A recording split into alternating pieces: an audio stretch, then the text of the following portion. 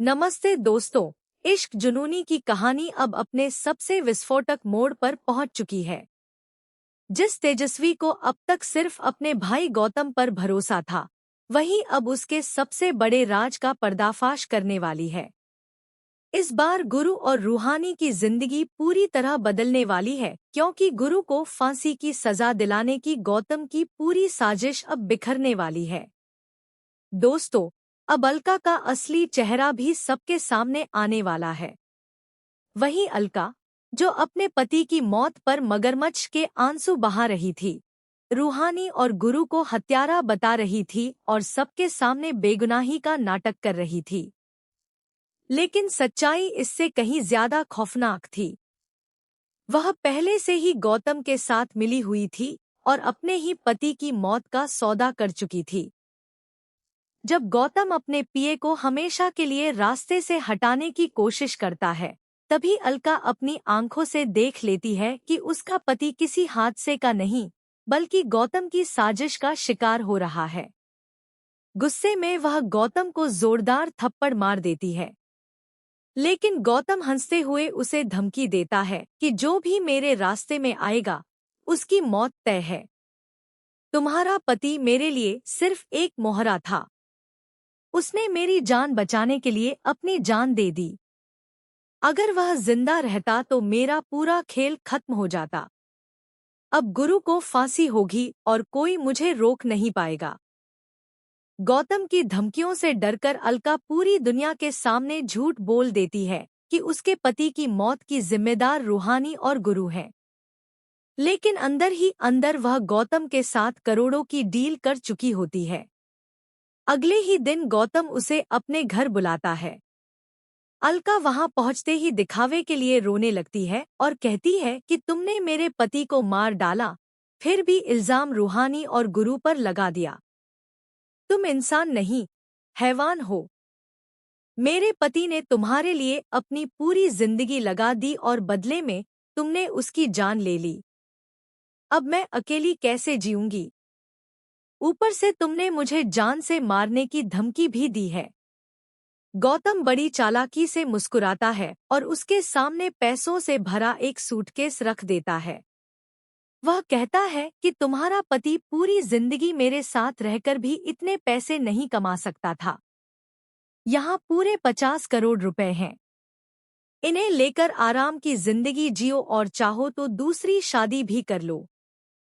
जैसे ही अलका की नजर उन करोड़ों रुपयों पर पड़ती है, उसकी सारी वफादारी, प्यार और आंसू एक पल में खत्म हो जाते हैं। पैसों की चमक उसके ज़मीर को खरीद लेती है और वह बिना एक शब्द बोले उस सौदे को स्वीकार कर लेती है। लेकिन इस बार किस्मत गौतम का साथ नहीं देती। उसी समय तेजस्वी अपने भाई से मिलने उसके घर पहुंच जाती है। वह गुरु को बचाने के लिए मदद मांगने आई थी, लेकिन वहां जो कुछ देखती है, उससे उसके पैरों तले जमीन खिसक जाती है। उसकी आंखों के सामने गौतम और अलका के बीच करोड़ों की डील हो रही होती है। यह सौदा किसी बिजनेस का नहीं, बल्कि गुरु को फांसी की सजा दिलाने का होता है।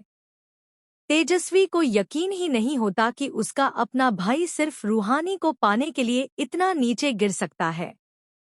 उसे समझ आ जाता है कि गौतम ने सिर्फ गुरु ही नहीं, बल्कि अपनी बहन को भी मोहरे की तरह इस्तेमाल किया है।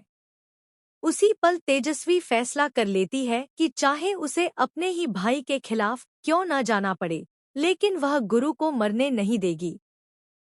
बिना किसी को भनक लगे तेजस्वी अपने मोबाइल से गौतम और अलका की पूरी डील की तस्वीरें खींच लेती है। यही तस्वीरें अब गौतम की बर्बादी का सबसे बड़ा सबूत बनने वाली हैं। दूसरी तरफ गुरु जेल की सलाखों के पीछे बैठा सिर्फ रूहानी को याद कर रहा होता है। इधर रूहानी भी टूट चुकी होती है, लेकिन वह गौतम के सामने कभी झुकने का फैसला नहीं करती। उसे अब पता चल चुका है कि गौतम की नज़र सिर्फ उस पर है और वह उसी के लिए गुरु को फंसा रहा है। इसके बावजूद रूहानी अपनी इज्जत और अपने प्यार से कोई समझौता नहीं करती। अब कहानी में सबसे बड़ा धमाका होता है। तेजस्वी सीधे पुलिस कमिश्नर के पास पहुंचती है। वह रूहानी को भी अपने साथ लेकर जाती है और गौतम तथा अलका की करोड़ों की डील वाली तस्वीरें पुलिस के सामने रख देती है। सबूत देखते ही पुलिस को पूरी साजिश समझ आ जाती है और तुरंत गौतम और अलका की गिरफ्तारी का आदेश दे दिया जाता है। जब पुलिस हथकड़ी लेकर गौतम के सामने पहुंचती है तो वह गुस्से से आग बबूला हो जाता है। उसकी नज़र तेजस्वी पर पड़ती है और वह चीख कर कहता है, तेजू, तूने अपने ही भाई को जेल भिजवा दिया। आंखों में आंसू लिए तेजस्वी जवाब देती है, भैया, आपने मुझे बहन नहीं, सिर्फ एक मोहरा समझा। आपने मेरे गुरु को फांसी दिलाने की साजिश रची। आपने अलका के साथ मिलकर निर्दोष लोगों की जिंदगी बर्बाद करने की कोशिश की। मैंने आपकी